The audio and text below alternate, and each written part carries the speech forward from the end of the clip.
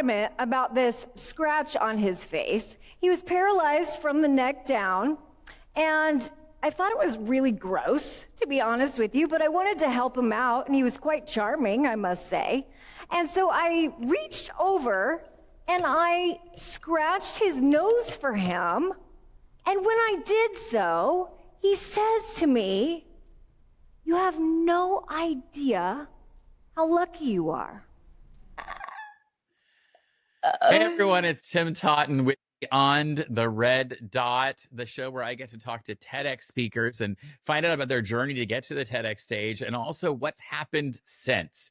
And my guest today, I'm not even going to take any more time. You might be able to tell from her cup. Her name is Jana. This is Jana Shelfer. Thank you for coming on the show.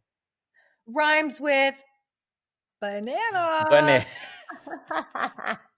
Which is so funny. It's a great part of your TEDx talk is what that sort of meant to you when your kindergarten teacher first called you Jana Banana and you were mortified by it, right? It's sort of that first, your talk is about, well, first of all, why don't you give me you don't have to give a rundown, but your talk is about something that you call radical gratitude. Yeah, it's about not becoming a victim of circumstance. And it's actually taking the opposite approach, which is becoming extremely grateful for your circumstances, even if it's not really what you would have written yourself. So it's great. Again, Yeah.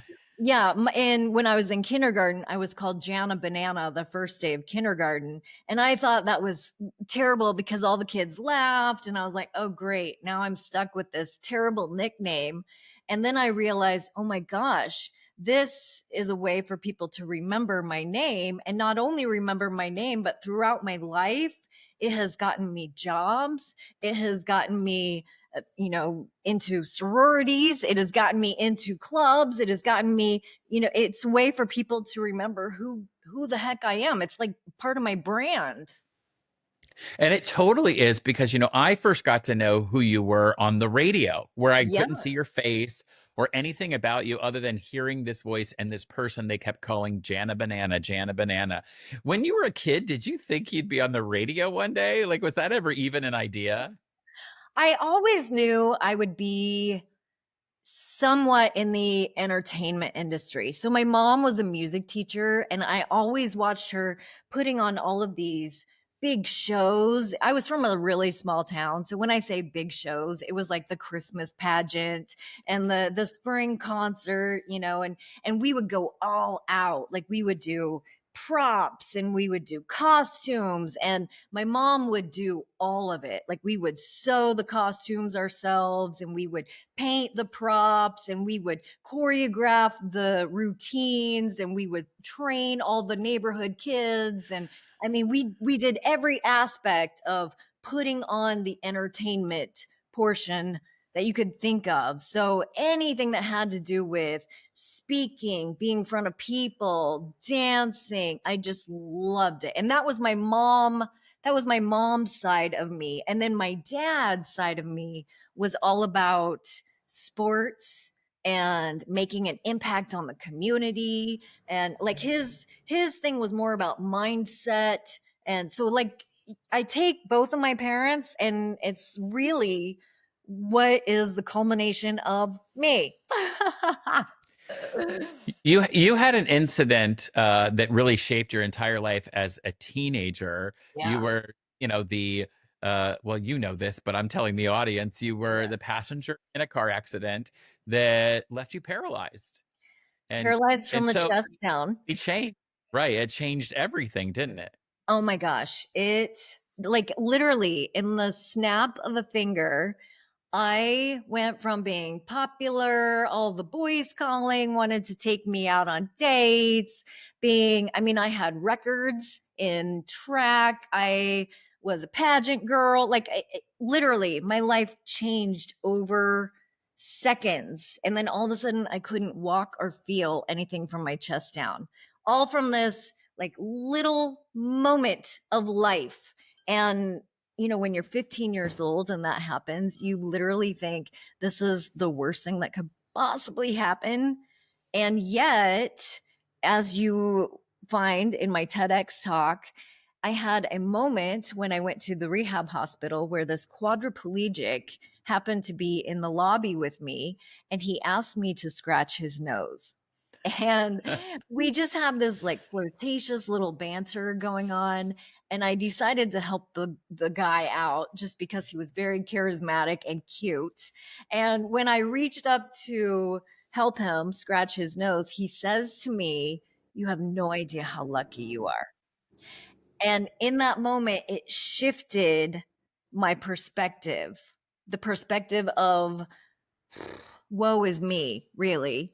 Because that Yeah. night when I went to bed, instead of feeling sorry for myself and focusing on everything that I had lost, all of a sudden I started thinking about everything that I had, which was my hands. Like I could scratch my own nose. I had my independence. I had a family that was there at rehab, every day with me. I still had the ability to laugh. I could, I had a voice. I had the independence to put on my own makeup whereas he didn't. So from his eyes, his perspective, he was like, "I would do anything to be you. Just, be grateful."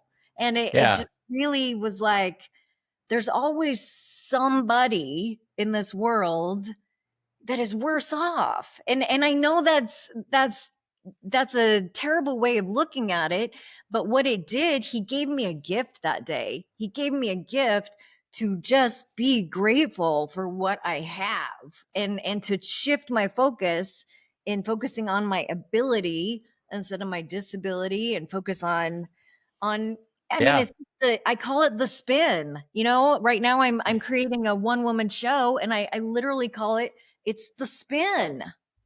Yeah. Yeah. No, the great part too for you is if you think about it, you described that, your mom led you into being out in public and doing those things and being, sort of in entertainment in some way. Your dad really took you into sports. You were big into basketball before the accident, but you got back to both of those things. It's one of the things I'm so excited about.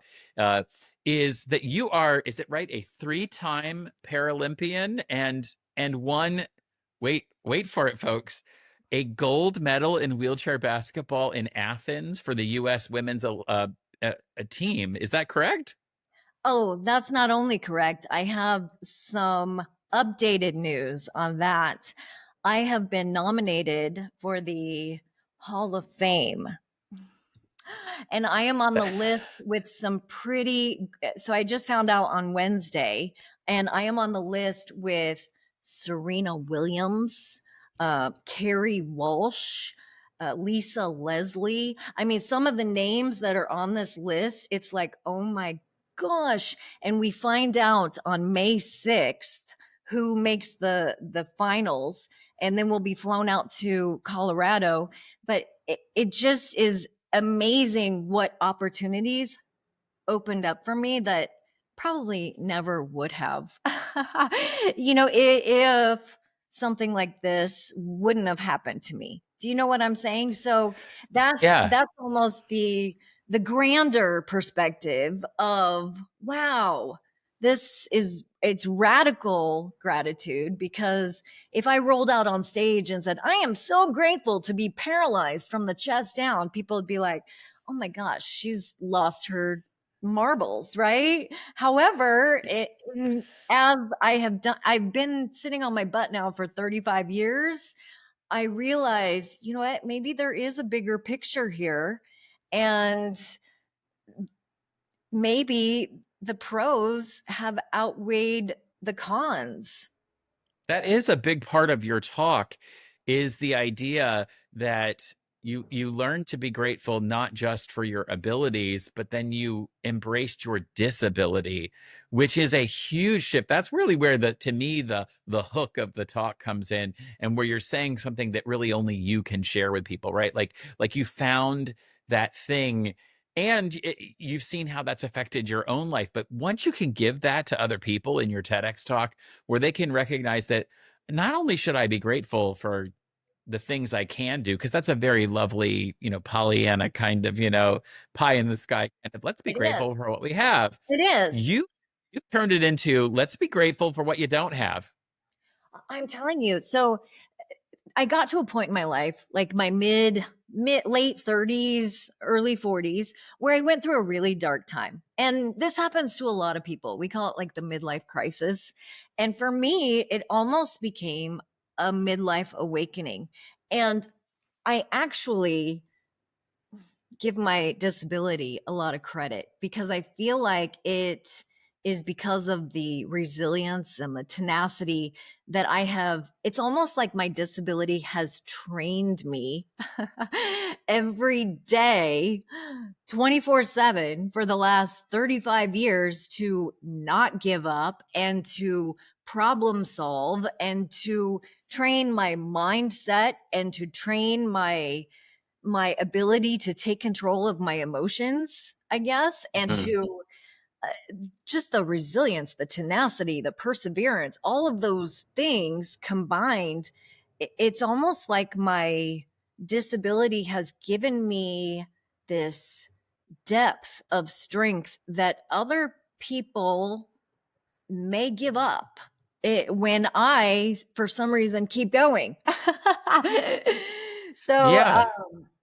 yeah, so You know, I the really the great part about that is that it's led you to do and try so many things, right? Like, you and I have talked before about if this major life-changing accident had not happened to you, you'd probably still be in that little town. You may not have ever reached past the borders of Kansas, right?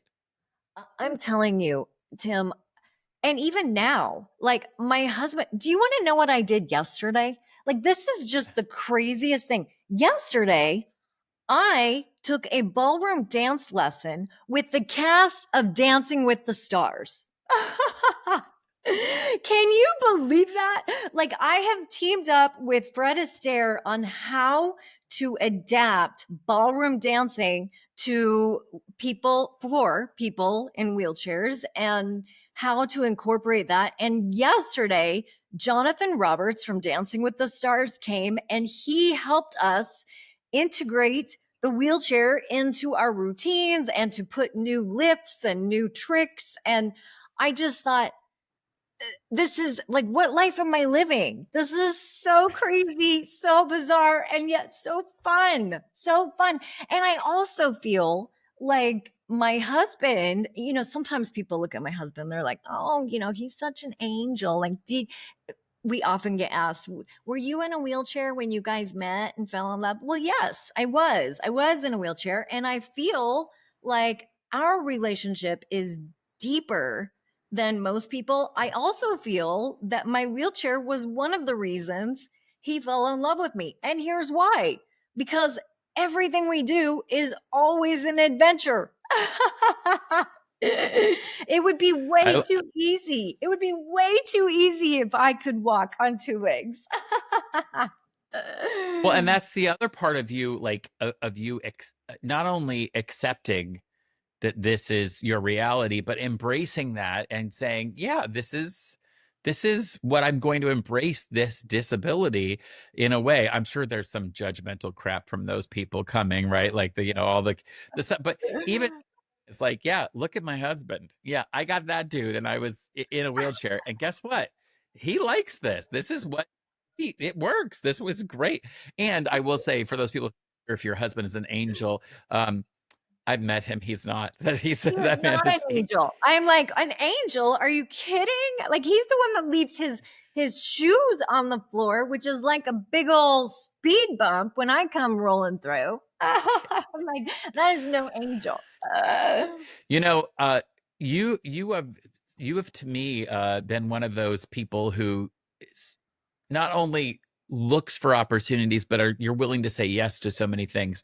So talk me through sort of like what made you decide you wanted to give a TEDx talk, and then sort of what that process was like, and was it what you expected? So I mentioned earlier that I kind of went through this midlife.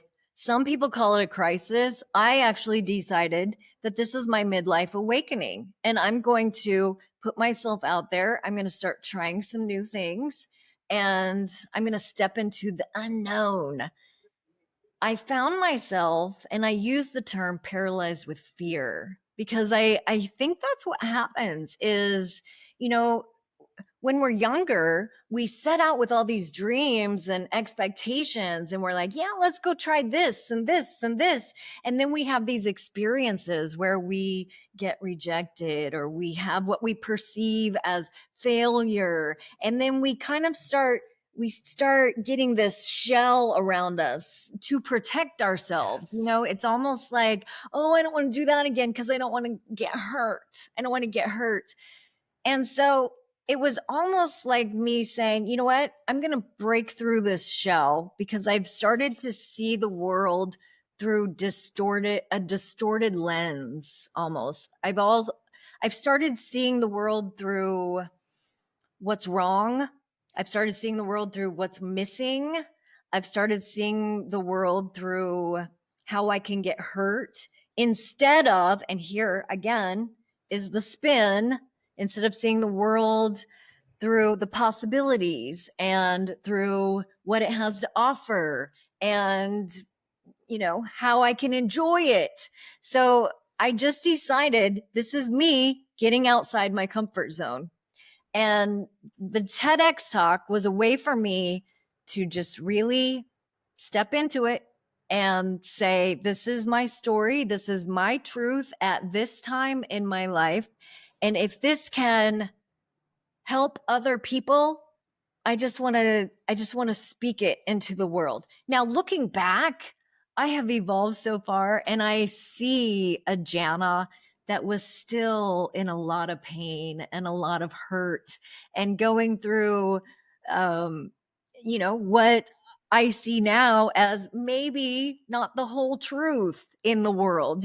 She was maybe stuck in her lens that she was seeing life through at that time. And I am so grateful that I can now look at that talk, and because I know it helped somebody out there that was maybe in the same circumstance. I now am so grateful that I went through that, because it has made me such a bigger person, and I look at the opportunities that are coming my way now, and I think they could have only come to me because I went through all of that. It's interesting your process to get your talk ready. So was tell our audience a little bit about, what the emotions actually of getting that talk pulled together, and sort of maybe taking your own medicine. Do you know what I mean? Really Okay, learning so or telling people. Tim, I just want to say you are one of the best coaches, kind, compassionate, and also you had a system lined up with deadlines and a way to keep me on track. I realized that there was this procrastination that was coming out in me. Now, procrastination for me is really Jana not wanting to face the emotions. And the emotion was really, I don't want to speak my truth because I don't want to hurt other people's feelings. I don't want people to judge me. I don't want to face any kind of rejection. I don't want to fail. I mean, those are Sure. my limiting beliefs. Those are the emotions that I don't want to face. What if it's not good enough? What if it's not good enough? That's really what it comes down to. And I just want to thank you, Tim, because you not only you just had the perfect balance of saying, you know what, Jana, this needs to get done. This needs to get done. And okay, I'm going to give you a little grace. I'm going to give you a little grace, but you know what? We got to get it done. We got to get it done. And there was like a push pull there. We were up to the deadline. I will say that, but we got it done. So it's looking back, I look through, I watched the video, and I think, wow, if I did it again, I would do it differently. However, I'm so grateful that I stepped into it and that I put it out there, because that's where I was in my journey at that time. Yeah, the other part of it is, I think you were capable at the beginning of getting your TEDx talk, uh, of of writing a script the very first day and having it, and it would have been on stage and it would have been fine. But there was a certain amount, and again, not everybody that is a guest on this show has been coached by me. That's not the goal, but you happen to have been coached by me. Part of what that process was, and I would tell this to people. I told this to my mother, who's my right hand. I said, Mom, Love your I mother. feel like mostly a therapist for Jana, to Really? get her to the point where she can open up about this stuff, and not just because you needed to tell your story, because your story is important, but it's important for the audience to see what lesson they need to take out of it, right? Like if this is just you telling your story, you can do that in your one woman show elsewhere. You've done that many places.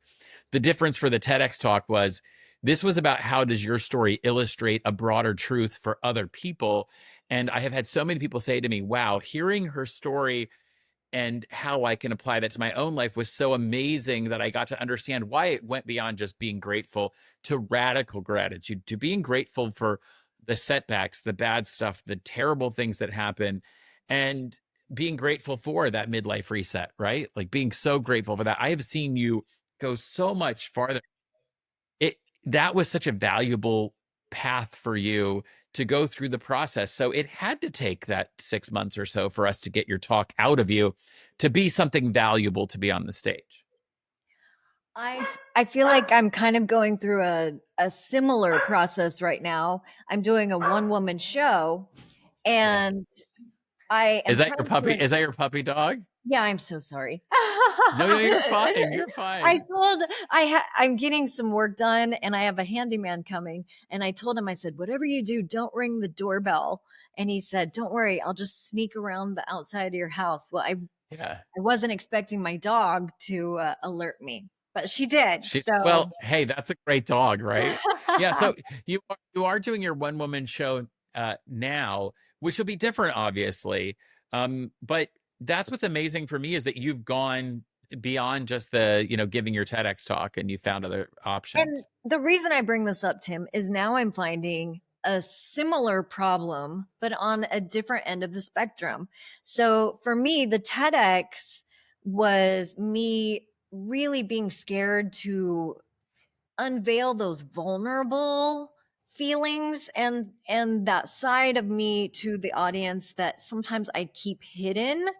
And now that I've done that, now it's a little bit more difficult for me to unveil the humor side of me again, and to get that, I want to say, balance where I Yeah. still go into the depths of my story and then bring it back up to keep that I mean, it's called sit, spin, and grin.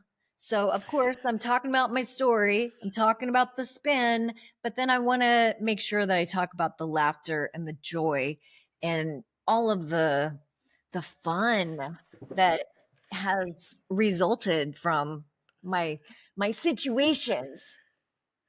That actually brings up a really interesting part for me. Is you know Of course, I told you I first got to know you, a part of you, on the radio, which was a specific part that you shared with people. But you were obviously so much more than that. But also, people could watch your TEDx talk, which, while it has some very vulnerable moments, still ends on a really wonderful, happy note, and is about radical gratitude and being happy and radical in your gratitude. The question is, and you come across your Jana Banana is a great brand, right? Living Lucky and Yeah. all of. How much of that requires effort? How much of that is like, people could say, "Oh, she's probably just always like that. Like that's just her Oh nature." I no. could, because Oh, I'm not like that. and that has been my life roller coaster, is that on the radio I built this persona of being the inspiration, the happy-go-lucky, almost the one they would turn to when they needed to lighten up or fluff the show a little bit. And there just came a point where I couldn't play that anymore, because inside I was so full of this hurt and despair and all of these like really heavy emotions that for some reason I had been suppressing. Here's a perfect analogy, Tim. I'll just tell you. So when I was injured at age 15, so my house was 2 levels. And there was an upstairs and a downstairs. And we made the upstairs accessible. So from 15 years old on, I only lived upstairs in our house. Growing up, I played downstairs. I took gymnastics lessons downstairs. We had a basketball hoop downstairs. Like downstairs was where I had my slumber parties. And that's where my mom would say, go downstairs, take your friends downstairs. You know what I'm saying? Once I Yeah. had my accident, I only lived in the upstairs portion of our house. I've been in a chair now for 35 years. About 7 years ago at Christmas time, I just decided, you know what, for fun, I'm going to climb down the steps of my childhood home. And I mean, upstairs, my mom keeps this house immaculate, immaculate. I climbed down the steps and Jason said, Jana, when you climb down, I'll bring your chair down. I climbed down and I was appalled. I was appalled. There was so much stuff, so much stuff. And stuff, when I started looking around, a lot of the stuff was mine. Like there was still my basketball hoop from when I was 10, and there was still my balance beam from when I was 7, and there was still like, it was like I had been stuck in that time frame of life. Do you know what I'm saying? Yeah. And so I guess what the point of my story is that it's almost like all of the emotions that my family didn't know how to deal with, and I didn't know how to deal with because I was 15 when this happened, we just put in the basement. I mean, there were bins and bins of costumes and batons and all sorts of trophies. I mean, trophies galore. And we just put them in the basement and we did our best to survive. And what happens in life, if you don't know how to process your emotions, it's like holding a beach ball underwater. Eventually, they come exploding Yeah. out. And that's what happened to me was in life, I had created this Jana banana persona of being the inspiration and happy and joyful. And all of a sudden I'm like, wow, I don't know how to operate because I am so bogged down with all of these lower vibrational feelings. And that to me is so valuable because people out there are feeling that, right? There are people who do not understand that their world looks Facebook fabulous, right? Like everything is great. They have the job of their dreams. Everything's going wonderful. And then something implodes and it's like, but there's so much more to go from that.